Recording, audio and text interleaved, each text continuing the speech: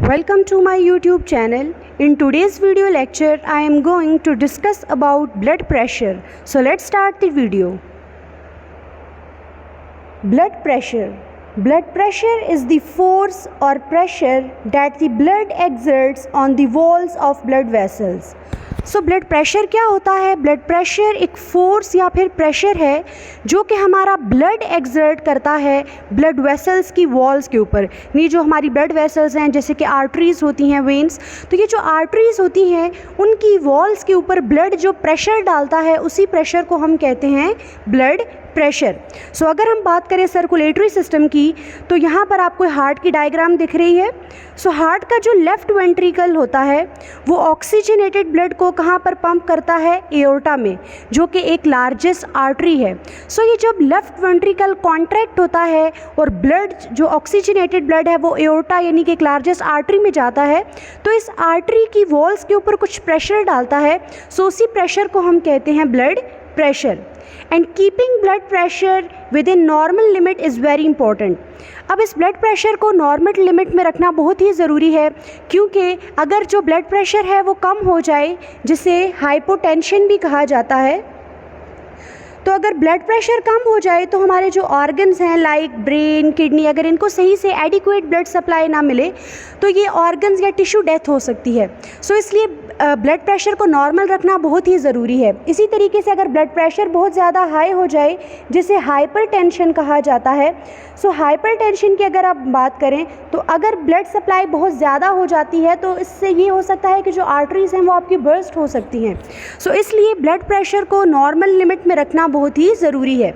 अब blood pressure को systemic arterial blood pressure भी कहा जाता है या फिर सिंपली आर्टीरियल ब्लड प्रेशर भी कहते हैं।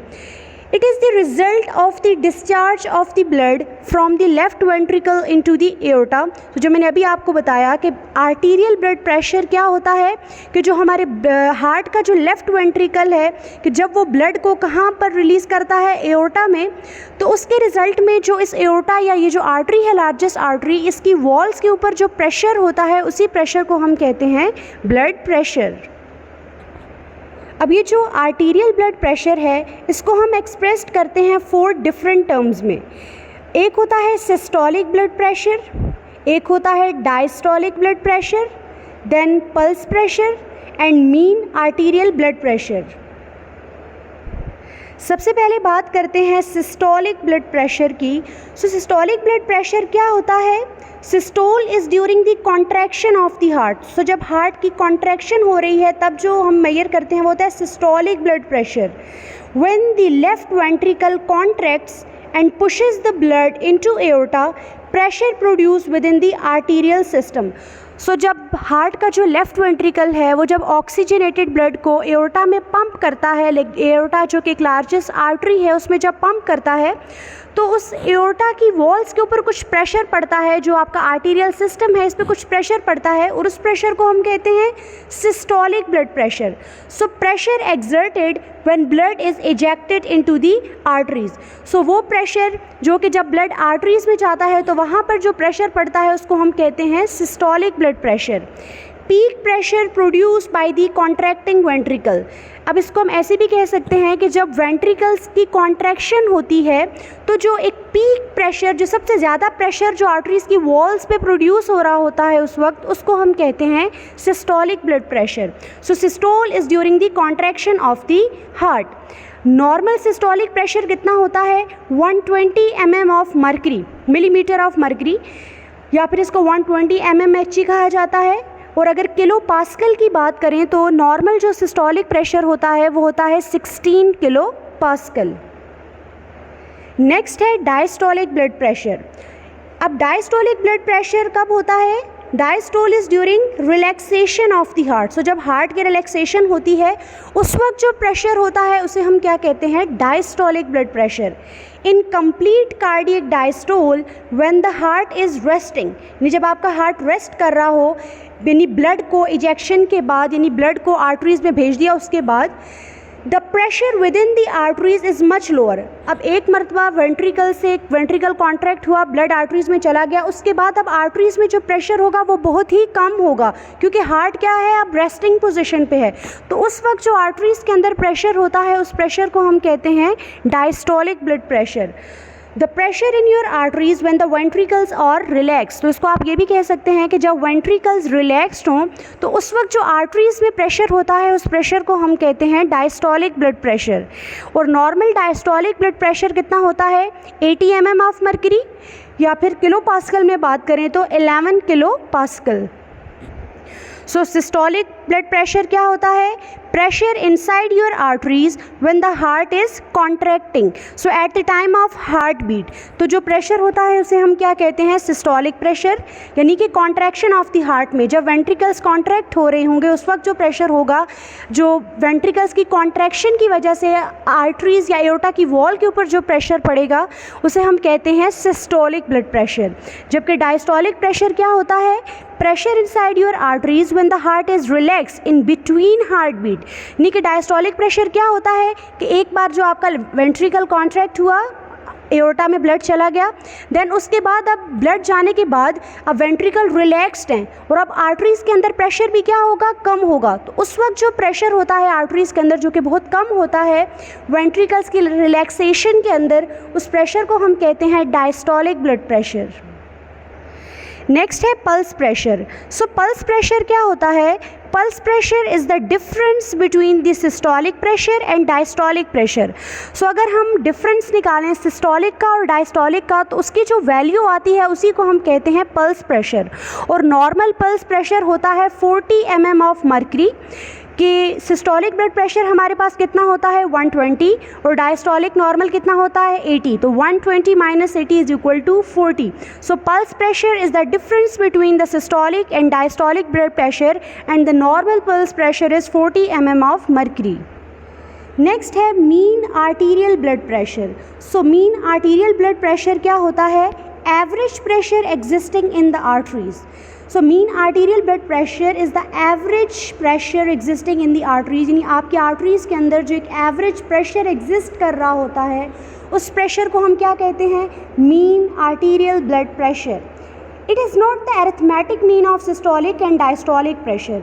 So it is the diastolic pressure plus 1/3 of the pulse pressure. So mean arterial pressure, जो mean arterial blood pressure है उसमें क्या होता है, एक तो diastolic pressure plus pulse pressure का जस्ट 1/3, ये दो चीज़ें मिलकर क्या बनाती हैं, mean arterial blood pressure. So mean arterial blood pressure में एक होता है diastolic pressure plus 1/3 of pulse pressure.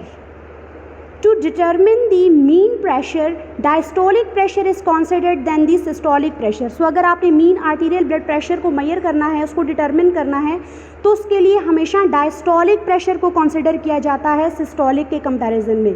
इसकी वजह क्या है, क्योंकि जो डायस्टोलिक पीरियड होता है कार्डियक साइकिल का वो होता है लॉन्गर, कि जो डायस्टोलिक पीरियड होता है कार्डियक साइकिल का ये लॉन्गर होता है अबाउट 0.53 सेकेंड्स, जबकि अगर सिस्टोलिक पीरियड की बात करें तो वो होता है 0.27 सेकेंड। सो क्योंकि जो डायस्टोलिक पीरियड है कार्डियक साइकिल का वो लॉन्गर होता है इसलिए हम लोग डायस्टोलिक प्रेशर को लेते हैं। सो अगर हम बात करें नॉर्मल मीन आर्टीरियल प्रेशर की तो वो होता है 93 mm of mercury. So formula क्या है to calculate the mean arterial blood pressure. So mean arterial blood pressure जो होता है वो हम कैसे मेजर करते हैं, diastolic blood pressure plus 1/3 of pulse pressure. So diastolic blood pressure कितना होता है हमारे पास 40, जबकि पल्स प्रेशर कितना होता है 40। सो 40 डिवाइडेड बाई 3, क्योंकि हमने इसका 1/3 लेना है तो जो रिजल्टेंट आंसर आपके पास आएगा वो होता है 93.3। So the normal mean arterial blood pressure is 93 mm of mercury. BP और blood pressure is measure with the sphygmomanometer. So BP को हम लोग कैसे मेजर करते हैं, स्फिग्मोमैनोमीटर से, जो कि ये आपको दिख रहा है, साथ में ये आपको स्टेथोस्कोप दिख रहा है हार्ट बीट को देखने के लिए। तो स्फिग्मोमैनोमीटर के ज़रिए जो है ये एक मैनुअल मेथड है, आजकल डिजिटल जो मशीन्स हैं उसके ज़रिए ब्लड प्रेशर को चेक किया जाता है जिसमें स्टेथोस्कोप की ज़रूरत नहीं होती। नेक्स्ट बात करते हैं नॉर्मल ब्लड प्रेशर। सो जो नॉर्मल ब्लड प्रेशर होता है वो कितना होता है 120/80। सो यानी जो आपका सिस्टोलिक ब्लड प्रेशर अगर कितना है 120 और डायस्टोलिक कितना है आपका 180, ठीक है। तो ये क्या है आपका नॉर्मल ब्लड प्रेशर है, नॉर्मल बीपी है। और अगर किलो पास्कल में बात करें तो 16/11 किलो पास्कल जो है वो नॉर्मल ब्लड प्रेशर कंसिडर किया जाता है। इसी के कंपैरिजन अगर हम हाइपरटेंशन की बात करें, हाइपर का मतलब होता है अबव, ज़्यादा, टेंशन यानी अभी यहाँ पर हम ब्लड प्रेशर की बात कर रहे हैं। तो अगर आपका ब्लड प्रेशर या बीपी क्या हो जाता है, हाई हो जाता है, तो हाई बीपी के लिए जो हम टर्म यूज़ करते हैं उसे कहते हैं हाइपरटेंशन। सो अगर आपका बीपी अबव 140/90 यानी सिस्टोलिक 140 एंड डायस्टोलिक 90, तो उसको हम क्या कंसिडर करते हैं, हाइपरटेंशन है, हाई बीपी है बंदे का 140/90 mm ऑफ मर्क्यूरी। नेक्स्ट है हाइपोटेंशन। हाइपो का मतलब होता है कम हो जाना। सो हाइपोटेंशन मीन्स लो बीपी। तो अगर आपका बीपी क्या हो जाए, लो हो जाए, ब्लड प्रेशर लो हो जाए, तो उसके लिए हम क्या टर्म यूज़ करते हैं, हाइपोटेंशन। सो बीपी अगर कितना हो 90/60 mm ऑफ मर्क्यूरी यानी सिस्टोलिक हो 90 एंड डायस्टोलिक हो 60। सो इस ब्लड प्रेशर को क्या कंसिडर करते हैं कि इस बंदा के जो ब्लड प्रेशर है वो कम है, ये हाइपोटेंशन का, हाइपोटेंशन हो गई है इस बंदे को। नेक्स्ट है फैक्टर डिटर्मिनिंग ब्लड प्रेशर। सो हम देखते हैं कैसे कौन कौन से फैक्टर हैं जो कि आपके ब्लड प्रेशर को इफेक्ट कर सकते हैं। सबसे पहले बात करते हैं एज की। सो आर्टीरियल ब्लड प्रेशर और the systemic arterial blood pressure increases as advanced age. So जैसे जैसे आपकी एज इंक्रीज़ होती है आपका ब्लड प्रेशर भी इंक्रीज़ होता है। जैसे कि अगर हम एक न्यू बर्न बेबी की बात करें, जो न्यू बर्न, उसका जो ब्लड प्रेशर होता है वो नॉर्मली कितना होता है 70/40 mm ऑफ मर्क्यूरी। इसी तरीके से अगर हम देखें एक जो बच्चा है जो कि 1 मंथ का है, सो उसका ब्लड प्रेशर होता है 85/45 mm ऑफ मर्क्यूरी। इसी तरीके से जो 6 मंथ का बच्चा होता है उसका प्रेशर होता है 90/50 mm ऑफ मर्क्यूरी। अगर 1 साल का बच्चा है तो उसका ब्लड प्रेशर होगा 95/55 mm ऑफ मर्क्यूरी। इसी तरीके से अगर हम प्यूबर्टी की बात करें, जब एक इंसान प्यूबर्टी पे पहुंचता है तो उसका ब्लड प्रेशर नॉर्मली कितना होता है 120/80 mm ऑफ मर्क्यूरी। सो जैसे जैसे एज इंक्रीज़ होती जाती है, जैसे कोई अगर 50 ईयर्स का पेशेंट है तो उसका ब्लड प्रेशर नॉर्मली आपको 140/85 देखने को मिलेगा, ये उसके लिए नॉर्मल ब्लड प्रेशर है। इसी तरीके से अगर एक पेशेंट है उसकी एज है 80 ईयर्स तो उसका ब्लड प्रेशर होगा 180/95 mm ऑफ मर्क्यूरी, तो ये उसके लिए नॉर्मल कंसिडर है। तो ब्लड प्रेशर एज के साथ साथ क्या होता है, इंक्रीज़ होता है। सेकंड है जेंडर। सो जेंडर या सेक्स की बात करें तो अगर फीमेल्स में देखें, in females up to the period of menopause arterial pressure is 5 mmHg less than the male of the same age. So अगर फीमेल की बात करें कि जब तक उसको मीनोपाज नहीं हो जाता, मीनोपाज कहते हैं caseation of the menstrual cycle, कि अगर मेंस्ट्रुअल साइकिल स्टॉप हो जाए तो उसको कहते हैं मीनोपाज। अब मीनोपाज से पहले पहले अगर हम फीमेल की बात करें तो फीमेल के अंदर जो बीपी होता है वो मेल के कंपैरिजन क्या होता है, कम होता है, लो होता है। तकरीबन 5 mm ऑफ मर्क्यूरी अगर मेल से देखें तो वो लेस होता है। लेकिन आफ्टर मीनोपाज कि एक मरतबा मीनोपाज हो गया यानी मेंस्ट्रुअल साइकिल स्टॉप हो गया, तो ये जो ब्लड प्रेशर है फीमेल के अंदर ये इक्वल हो जाता है to that of the male in of the same as.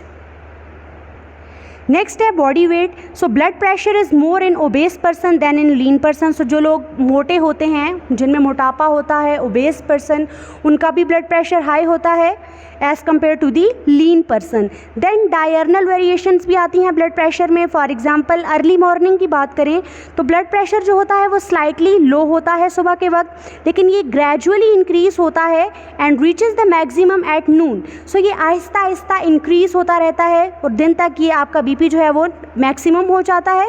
And again जब इवनिंग का टाइम होता है, शाम का, तो फिर से क्या हो जाता है, लो हो जाता है। सो ड्यूरिंग डे भी जो है आपके बीपी में चेंजेस आती रहती हैं। नेक्स्ट है आफ्टर मील्स। खाना खाने के बाद अगर हम बात करें तो जो आपका आर्टीरियल ब्लड प्रेशर है वो इंक्रीज होता है for few hours after meal. खाना खाने के कुछ घंटों के बाद भी आपका जो ब्लड प्रेशर है वो इंक्रीज होता है due to increase in cardiac output, क्योंकि आपका कार्डियक आउटपुट इंक्रीज हो जाता है तो उस वजह से आपका जो ब्लड प्रेशर है वो भी इंक्रीज हो जाता है। नेक्स्ट है during sleep. So usually the pressure is reduced up to 15 to 20 mm of mercury during deep sleep. So जब आप गहरी नींद में चले जाते हैं तो ये जो ब्लड प्रेशर है आपका वो 15 to 20 mm ऑफ मर्करी जो है वो कम हो जाता है, लेकिन ये स्लाइटली इंक्रीज भी हो सकता है स्लीप में associated with dream. For example अगर आपने कोई ऐसा फियरफुल ड्रीम देख लिया तो उस केस में आपका जो ब्लड प्रेशर है वो इंक्रीज़ भी हो सकता है. नेक्स्ट है इमोशनल कंडीशंस, लाइक जब आपको कोई एक्साइटमेंट होती है या फिर एंजाइटी होती है तो ब्लड प्रेशर जो है वो इंक्रीज हो जाता है क्योंकि एड्रेनलिन जो है वो रिलीज़ होता है. सो एड्रेनलिन एक हार्मोन है जो कि एड्रिनल मेड्यूला से रिलीज़ होता है, तो इसकी वजह से भी क्या होता है जो आपका ब्लड प्रेशर है वो इंक्रीज़ हो जाता है. इसके अलावा अगर आप लोग एक्सरसाइज करते हैं तो एक्सरसाइज के बाद में भी जो ब्लड प्रेशर है वो आपका इंक्रीज़ हो जाता है. अब हाइपरटेंशन क्या होता है? High BP, and hypotension means low BP. तो अभी हमने देखा कि एज के साथ साथ जो ब्लड प्रेशर है वो इंक्रीज़ होता है. ओबेसिटी हो, मोटापा हो, तब ब्लड प्रेशर इंक्रीज़ होता है. एक्सरसाइज के दौरान कोई बीमारी ऐसी है आपको, उसमें भी आपका ब्लड प्रेशर इंक्रीज़ हो सकता है. इसके अलावा अगर आप कोई ऐसी मेडिकेशंस ले रहे हैं, ऐसी मेडिसिन ले रहे हैं जैसे कि कॉर्टिकोस्टेरॉइड्स जो कि इन्फ्लेमेटरी मेडिसिन्स हैं, तो एंटी इन्फ्लेमेटरी, इनके अगेंस्ट भी जो आपका ब्लड प्रेशर है वो क्या हो जाता है? इंक्रीज़ हो जाता है. नेक्स्ट है हाइपोटेंशन, लो बीपी. तो अगर किसी बंदे को ब्लीडिंग हो रही हो, सो ब्लीडिंग में भी ब्लड लॉस हो रहा है तो ब्लड प्रेशर क्या हो जाएगा? कम हो जाएगा. बर्न्स हैं, इसके अलावा वॉमिटिंग हो रही है, डायरिया हो रहा है, या ऐसी मेडिकेशन जैसे बीटा ब्लॉकर्स होती हैं, इनकी वजह से भी जो आपका ब्लड प्रेशर है वो कम हो सकता है, यानी कि हाइपोटेंशन हो सकती है. अगर आपको वीडियो पसंद आए, वीडियो को लाइक करें, चैनल को सब्सक्राइब करें और मेरी वीडियो को ज़्यादा से ज़्यादा शेयर करें. Thank you so much for watching.